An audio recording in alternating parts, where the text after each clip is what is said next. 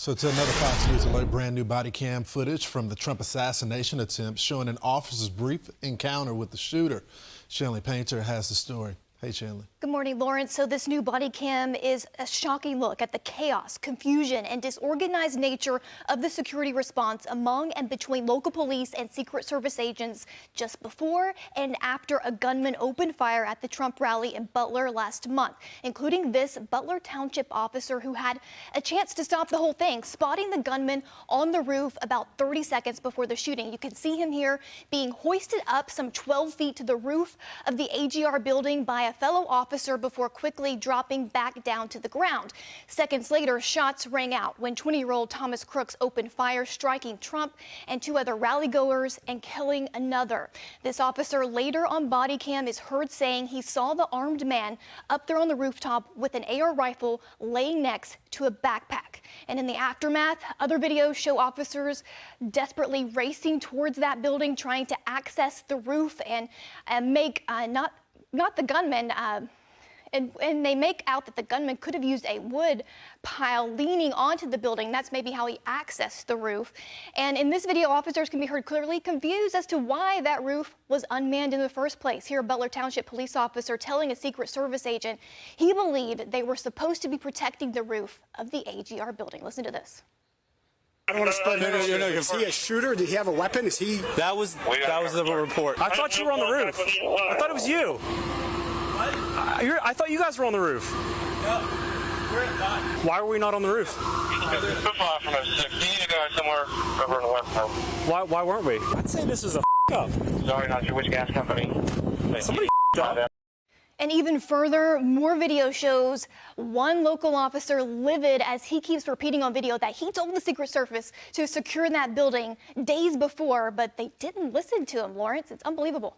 Look, I think when the officer said that it was an F-up, I think that's the officer that got it right. Chanley, thanks so much.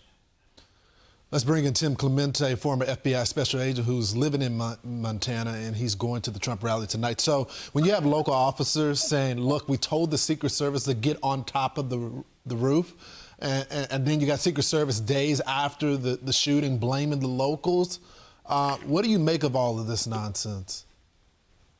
Well, you know, Lawrence, if the local police were responsible for the security of this protectee, you might be able to point the finger at them, but they weren't. The responsibility lies completely and totally with the Secret Service. The shift leader is responsible for the immediate personnel right around the protectee, in this case, Donald Trump. And then there's other layers and perimeter layers that are built in by the Secret Service that involve local, state, and other federal authorities. And they are responsible. They're the ultimate arbiter of what is to be secured and how it should be secured. There was no communication, obviously, between the Secret Service and these officers, and there was no communication on that day. When the officers and the bystanders saw things, and that never got to Trump's detail, never got to the counter sniper teams. It was just, I think an F-up is the minimum you could call this. Tim, I'm still puzzled by all of that. I mean, this is clearly malpractice, what's going on. Gross incompetence. Where was the command station? Where was the post where they could have comms going back and forth? You have no comms with the locals that are on the outside. Someone was supposed to be on the roof, and they decided, according to some reports, to not show up that day. You got Secret Service agents and other counter snipers that are confused if it was their guy that was on the top of the roof, and they're saying, look, we were actually inside of the building, not on top of the building. There was no communication at all, Tim. It's incomprehensible. You know, let's go back a couple of decades to 9/11. There was a tragedy in New York because the fire department and the police department were not communicating on that day in New York at the World Trade Center. And so the police department helicopter sees the buildings are coming down, warns other law enforcement, doesn't warn the fire department. That lack of communication led to a lot of changes in incident command.